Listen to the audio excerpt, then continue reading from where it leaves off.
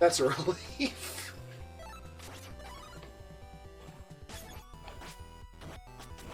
Oh, those plant things were apparently Scyllas. So they were actually clams, not plants. Oh, but these ones have ladies. Yeah, Scylla has a lady in it. Oh, that's amazing. Please stop it. I don't have the right tool to deal with you right now.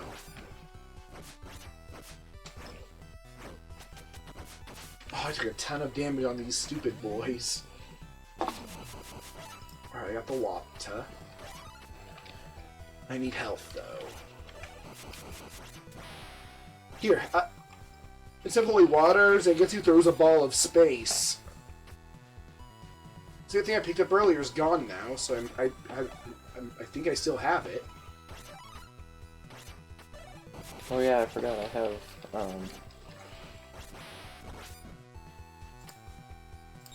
what did I call that group? Blig Big Bidig?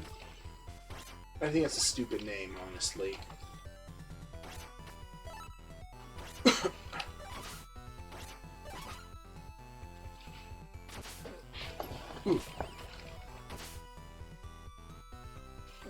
Right, you must die. Please, over here. You must die. Rolls. What did I call it?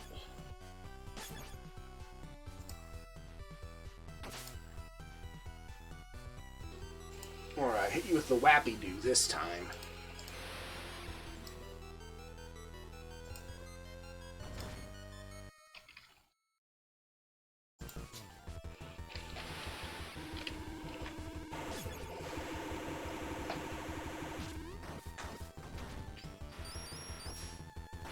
Oops.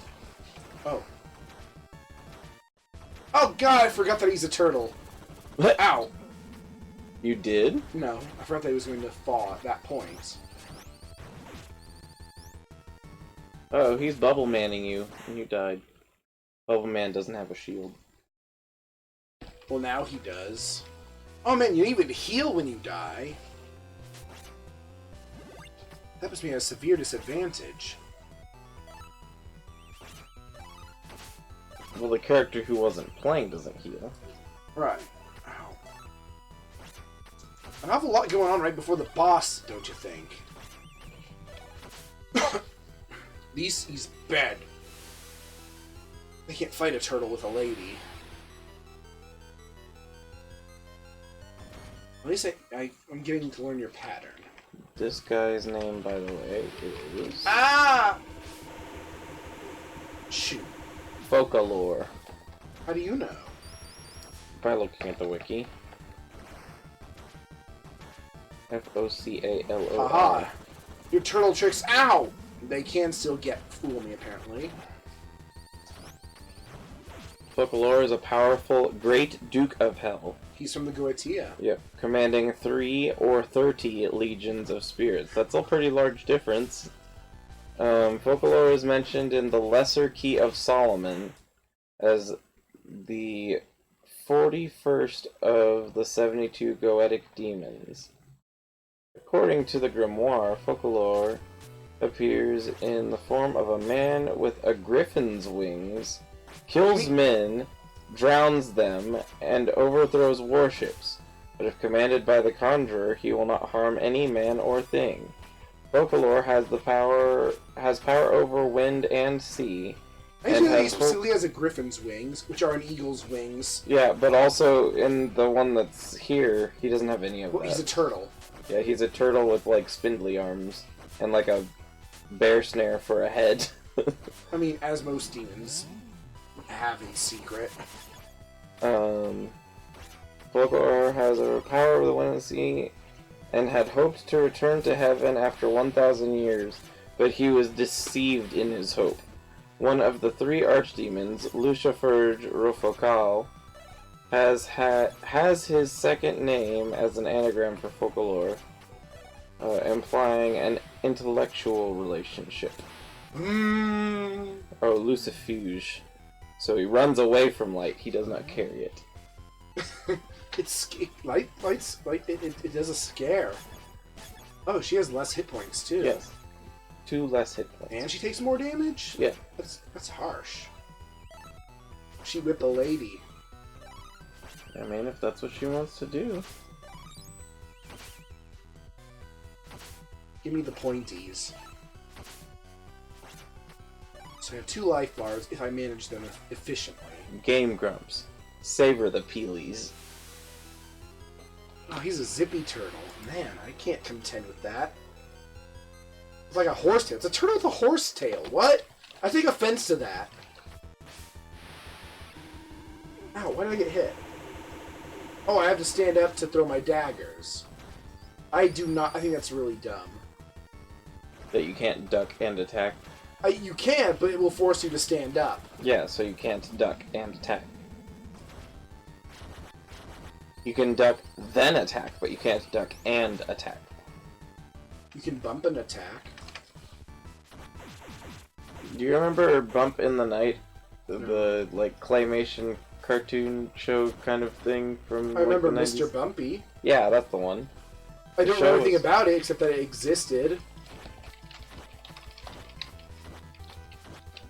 I know we never discussed it together.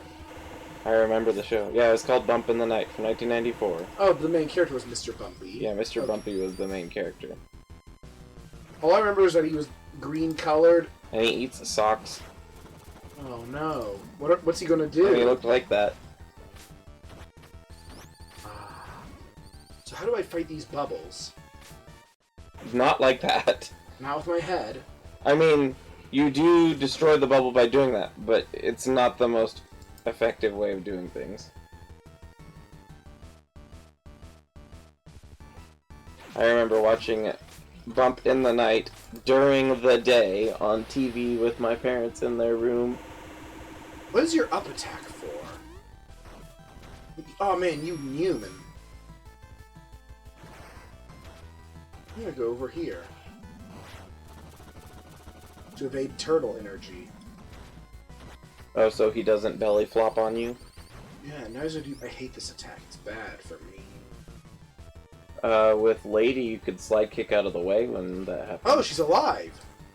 But not for long. He'll be alive for longer if he gets hit. And he can still evade.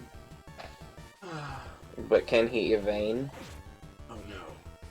He doesn't strike me as the evade type. Oh, game over. He follows the Belmont tradition of walking. See, now I have to fight him with this setup. I'm considerably weakened.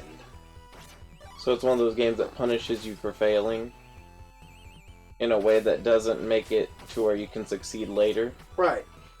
It punishes you for failing by making you fail more. It's called unstable equilibrium. You must die.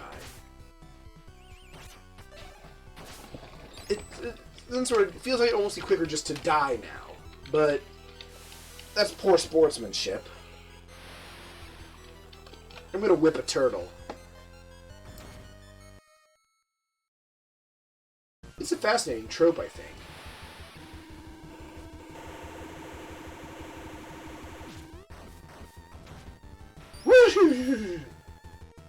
Crunch, crunch, crunch. I'm gonna walk.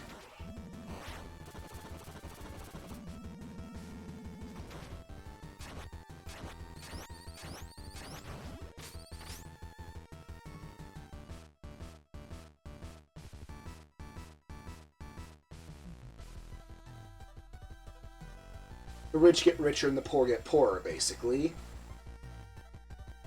I wish I'd known that that was what that was called, because I could have thought of examples of that for a long time. Oh, I see. I need to squish in front of him and stab him. Unstable equilibrium. Since I'm not doing anything, I'll just read it for people. Yay! Oh, I got crushed by a turtle! I forgot he was a turtle again. A design pattern common in many games. An unstable equilibrium occurs when there is a design feature in a game that rewards well-performing player with multiple advantages that help them to later parts of the game. Because of this pile-up of advantages, the player who is winning now is a lot more likely to win later. That also means the player who has developed more skill is more likely to win in general. Getting the trope right, the number of advantages, the pile-up rate, things like that, is a very difficult design problem, and endless fodder for fan wank. In a single-player game, this can create a situation where early advantages accumulate to the point where the game becomes very easy later on, while early mistakes make it harder and harder to recover. This can make the game boring for the most skilled players and frustrating enough to drive away everyone else. In multiplayer games, it's more complicated. If it places too much weight on the initial decisions, it can lead to the games being decided very early on, reducing what happens afterwards to relatively boring mopping up. But it can be important in multiplayer games that have become serious business, chess being a classic example. A good chess player will rarely make a big enough blunder to give the opponent immediate victory, so it's necessary for small advantages to accumulate in the long term. Depending on the implementation, this trope can also, paradoxically, reduce the frustration of a protracted loss, since it will mercy kill you quickly if you make a mistake as the progressive pile-up advantages in the game. Often referred to as snowballing, the player's growing power becomes reminiscent of a snowball that constantly grows larger as it rolls down a snow-covered hill. Both the human snowball and snowball lie tropes also refer to this. This article, that it links, provides a more in-depth explanation of the issues surrounding the phenomenon and also provides ways to avoid it. And then this is where you start right-clicking, new tabbing every single thing, and then you have 100 billion things to read by the time you're done, and that is the problem with TV tropes. TV It's also tropes. wonderful. It's also called a wiki walk. Wigwoo. This can occur in several ways, including the following. In games where the players keep resources, i.e. or e.g. troops, equipment, or money, from level to level, a player who can avoid losing troops in earlier levels will have more to use in later levels, and so be better able to avoid losing troops in later levels. Oh, you're gonna get stabbed so much. Oh no! Are you okay? Are you okay? Oh, he's gonna do a zip-zag. Okay. Oh, whoa, that was cool. He exploded. I'm really not sure how you're supposed to dodge that. That turtle exploded. I like how I did, like, no damage. For having a giant turtle slam through you? Yeah, and if he falls on you, you die, but if he rams into you, it's funny. Oh! Who's that Pokemon? Oh, it's old! Pokemon! Yeah, it's, Alfred. I would be defeated by a demon. I have been thoroughly humiliated. I am Alfred, an alchemist. Alchemist. Use demons to fulfill your worldly desires.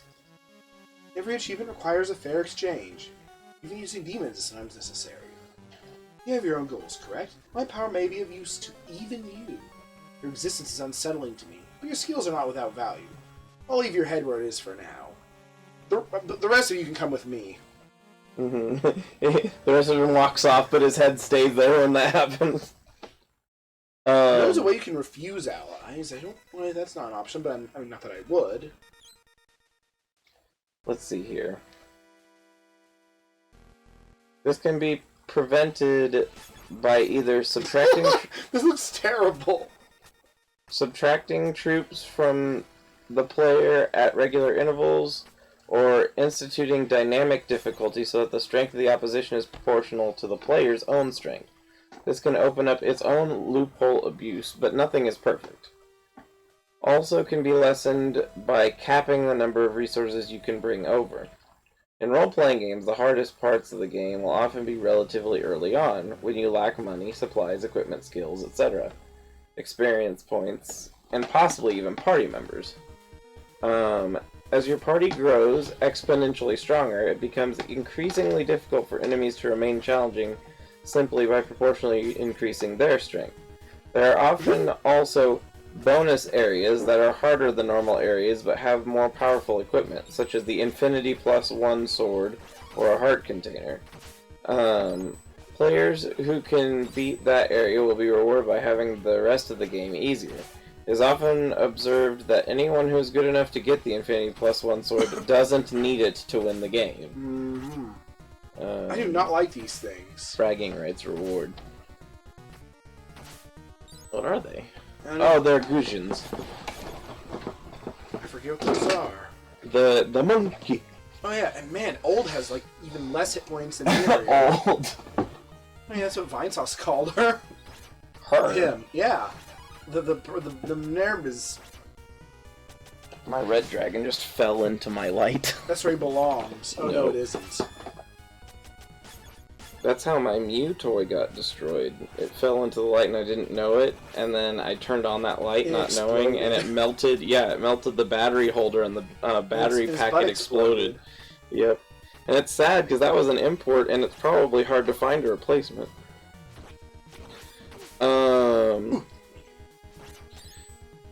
This can be prevented by smoothing out the party's growth curve and adding new... just... Go for it. Just this. Yeah, he's one of the pointy guys, I think. I think he's pointing down at the ladder. Oh, well, he's not a skeleton. Oh, yeah, he is! What happened to him? He's a skeleton.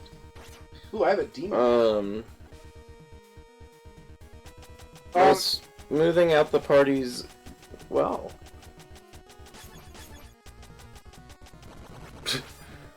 Just ignore it happening. It's the power of old. It is a power. By smoothing out the party's growth curve and adding new complexity to the combat system over time.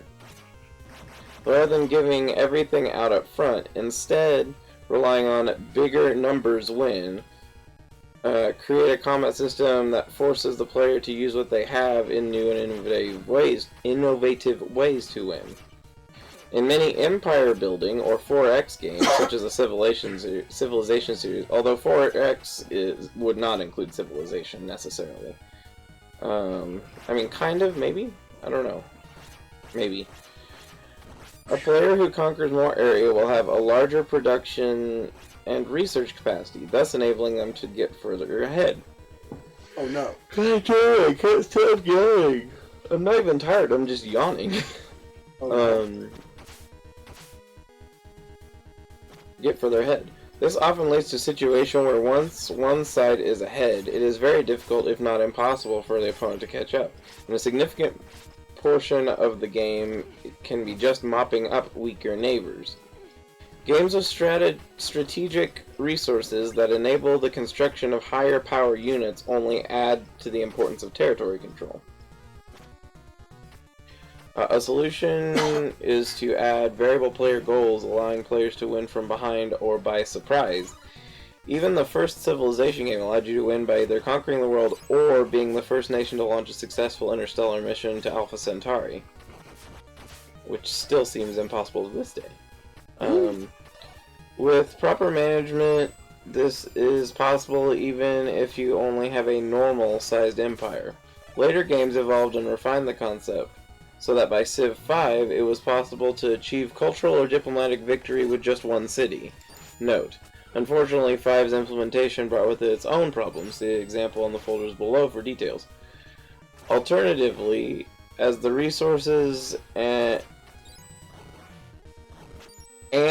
even though it doesn't say that, resources and empire controls become greater, so too does the amount of resources required to maintain that empire.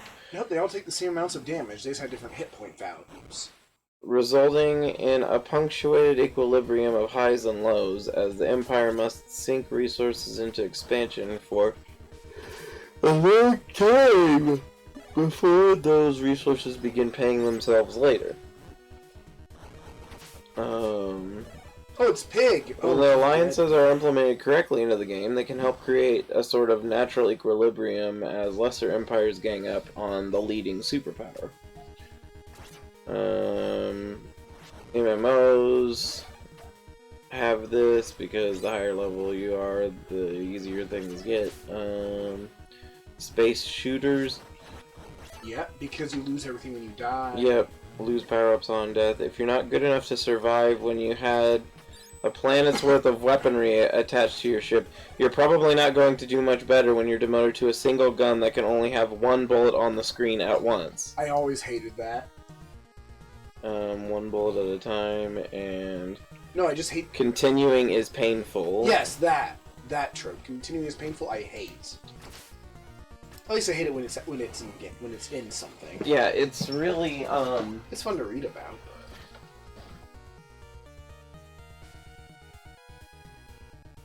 It made sense in the quarter eating days because that meant that once you lost, it kind of sank all the rest of your things quickly, so that way you'd have to start all over.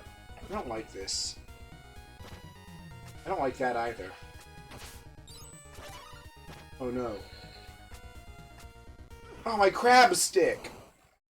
I just sort of bumped into me and then just walked off. Could have just switched to anybody else, and then... everyone else was dead. Oh, so you were fully dead. Yeah, but I gained 3 lives and I wasn't looking.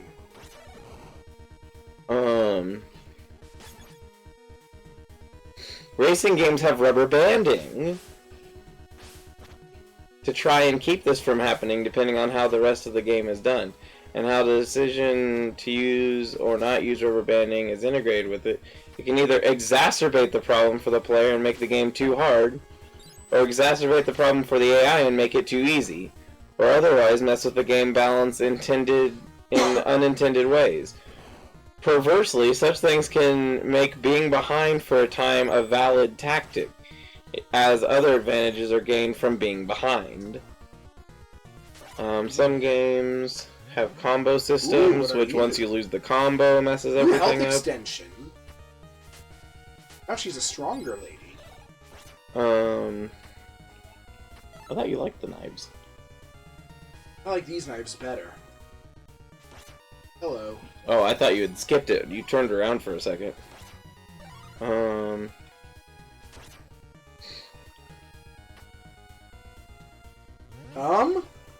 Oh, I know this guy. Look how bouncy the money is.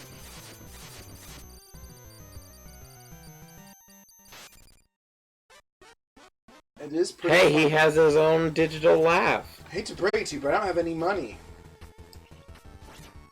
Ow, I touched his hand. Let's